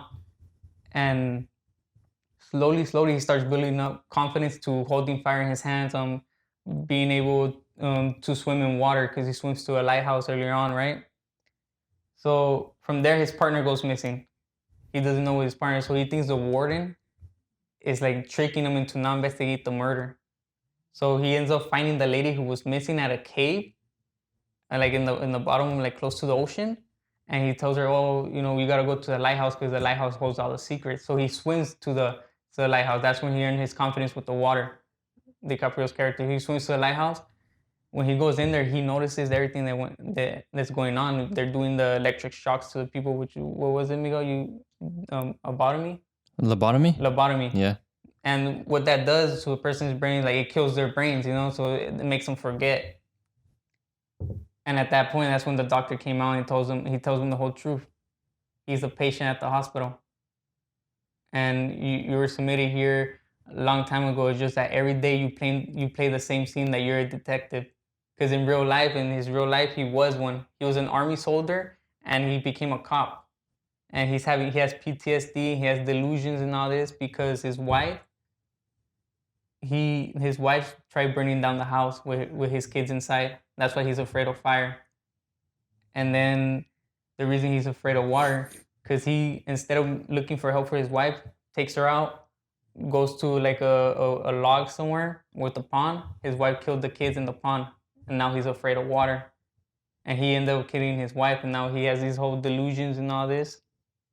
So that's how I feel like that movie is also kind of inspired by this movie. You know what I mean? Resemble it. Because at the very end of that movie, he ends up, the doctor tried to do something where they didn't have to do those electric shocks to him. Because the electric shocks don't work. They just make you brain dead. You're still moving, but you're not there. At the very end, his partner ended up being his nurse. He walks up to him. At the very end, Leonardo smoking a cigar, and he looks at his partner and tells him, sometimes like something like life, then is it better being regular or always being known as a monster? And at that moment, it makes you think, did the whole test work or didn't it? Because his partner stands up like in surprise. Well, that's something else. I'm not going to get to what I think about movie, but I think it kind of resembles that, Okay. Somebody with delusions and he's thinking stuff and then everything turns out to be real. So that's why I think that movie and this movie shows you what's real and what's fake. Interesting. I'm going to have to check that movie out again. But it's been a long time since the director said one day he will reveal the truth about it. About the Joker? About the ending. If everything was real or everything was fake. Because also that director who did Shutter Island, it was a different one. Many people asked him about the ending. Did Leonardo DiCaprio's character remembered and was fixed from the head? Or did he stay still delusional? And he said, well, you just got to see the movie a couple more times to understand it. Which I think this is what they're doing right here. They're playing that strategy so they make more money. Just give it more fame, give it legacy. Yeah. Yeah, they just announced today that it's the #1 movie in the world. Oh, is it? Yeah. So it did play in China, I'm assuming? Probably. That's why I'm wondering if it did, because China's a little bit more, strict on that censorship. Stuff. Yeah, especially with all this stuff that's going on right now. Too, yeah. Right? Yeah. Just add more timber to the fire, Yeah. But all I have to say is that I am gonna go see this movie again. Oh, really? Oh yeah, dude. This is a must. I enjoyed it. This is a must. Such a cool movie, man. For like, I don't know what was the budget for it, but it seemed like such a simple movie, There wasn't no big action sequences. There wasn't no big like super expensive sets where it was just like they just bought out a street in New York and just shot it there. And then the dark, it had like a horror kind of like tint to it. You know what I mean? Mm-hmm. Like a filter to it. Like such a simple movie. Because it kind of took you back. From what I heard, is that they wanted to make you think of that little horror time when New York was going through Summer of Sam. They kind of make that. Oh, Smiling Sam, something like that, the murderer? Summer. Yeah, Yeah. Around what time was that? it's in the late 70s. Okay, I Well, wasn't around that even front. even the trash thing that was going on in the movie, that was a true thing going on in New Right. York. It was a With the trash super protest. rats or something like Yeah. that. Yeah. Yeah. Even so, they pretty much fixed this movie to fit everything, you know. Well, you have something else to say, Miguel? No. Chris? I'm just gonna watch this movie again. Well, you know, Blu-rays are low and Blu-rays are losing value. But I'm gonna buy this movie on Blu-ray just to add it to my collection once it comes out. Okay. But, all right, people. Thank you for joining us at another Disney movie reviews. This was a long one, Joe. It was, man. All right. With us, I got Chris. All right, Miguel, you got anything you want? No, thanks for having me. All right. It's been fun. All right, people, don't forget to give us a like. That will help us a lot to be able to bring you this long episode. And also subscribe and leave a comment. Once you leave the comment, you know, I'll try to read them and reply to people as much as I can, you know. No guarantees. But also, you guys have a topic you guys want me to bring up at the Disney Movie Reviews, send me an email at dizzymoviereviews@gmail.com. That's DIZZY movie reviews.